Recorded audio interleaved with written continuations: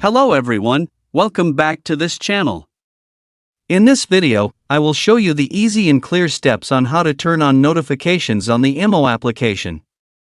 So how to turn on notifications on the IMO application? Make sure you keep watching this video until the end. Let's get started right away. Firstly, open the IMO app on your Android device. This is the initial screen of the IMO app. Next, tap the profile icon in the top left of the screen. A scrolling menu will appear. Next, tap the Settings menu. Once you're in the Settings menu, tap Notifications. This will appear. Next, tap the Go to Settings button. Next, tap the Set button next to enable notifications.